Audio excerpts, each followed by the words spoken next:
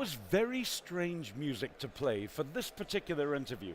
Michael Jackson and Willie Nelson live again at another Tissueworld. I mean, it's absolutely incredible here on Conference TV with Tissueworld that we have the two talents together. Willie Nelson live with Michael Encore Jackson. performance. What are you going to say? As long as you don't sing, sir, that's the most important thing. You never know. For the right amount of money, I'll do anything. Bill, you've come out seriously from Electrico once again to walk us through a panel discussion that you had on day one here at Tissueworld. Right. This beast, this mill of the future.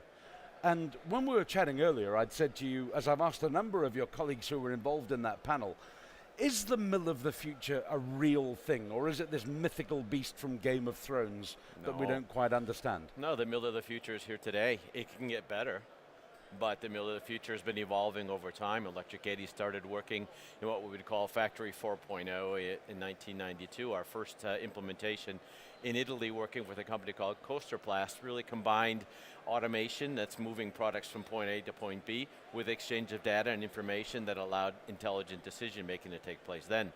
So it's been evolving over time. And yes, we have done and we have executed plants that we would say are very, very close to what we would say the mill of the future today. So 25, 27 years ago, this was being not just talked about, but implemented from your perspective in Electrico around the world. Yeah. Things don't happen overnight, of course. Sure. It's an evolution, as always. And I think the biggest steps are happening now as it is because the computing power is so much greater, and we're able to do so much more with software than we were before. Sure. And the systems are much more reliable. So I think it's much more at the hands of the user today than it was before.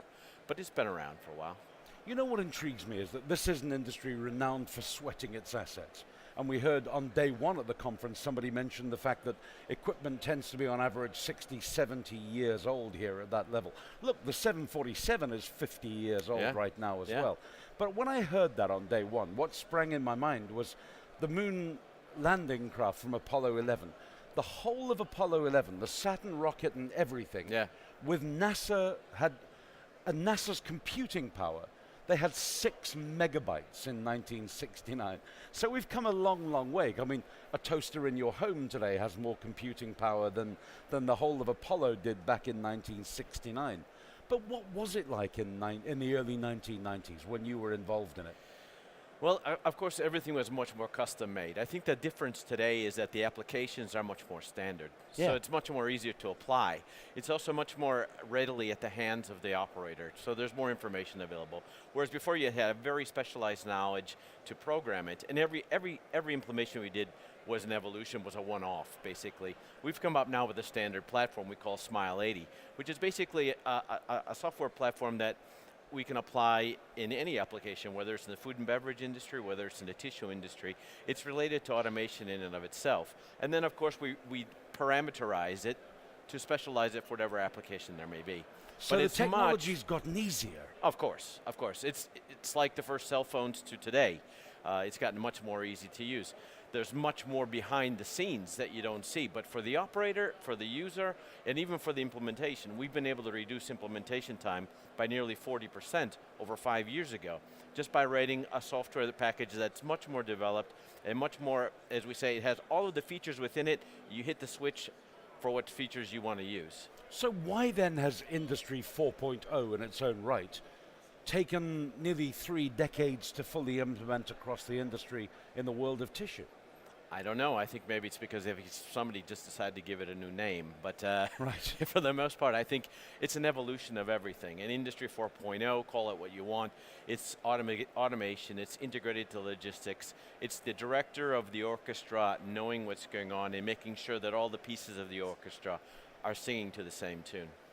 Is Electric 80 then going to kickstart Industry 5.0 anytime soon? Well, if you ask my boss, my owner of the company, if you look at some of our publicity, you'll see that we actually have, I think, Industry 6.0. Oh my God. So I think what we're trying to say is that the evolution is there, the intelligence is there, the hardware and the software working together can really permit some wonderful things today. Are you finding more and more customers being a lot more receptive to the concept? That's all we're talking about. That's all we're talking about. Everything we do today is really about how can we be more intelligent, how can we save resources, how can we know where we need things to be at the right place at the right time. and have the right things at the right place at the right time. But there's one part that's missing, I think, and that's on the logistics side. I think we're leaving a lot of money on the table, as we would say, the last mile. There's a lot of money being left on the table because we're not connecting yet to the outside of the factory. And once we do that, once we know what the outside needs before we actually go and produce it, then we're going to be much better off. I love the sound of where all of that is. I mean, if you then had one message to the delegates at Tissueworld Milan 2019, what would you most want to leave them thinking now? Help us understand what it is that your customers, the people who are buying the products on the shelves, really need. And then we can help you design the systems to make that happen. Because you have all that stuff that you can bolt in and put together and make it work. Yes, and also we can design intelligent systems because everything is an ecosystem that works together.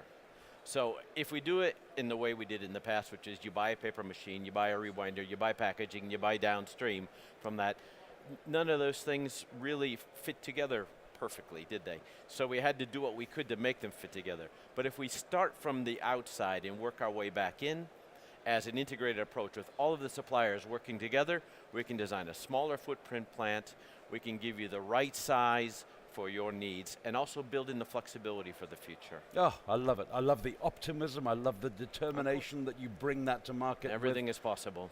Thank you so much for being here with us. Thank you. Everything and anything is possible. Appreciate a real it again. pleasure. Thank you very what much. What a pleasure to meet you once again, Appreciate it sir. again. Thank you. Thank you. Thank you.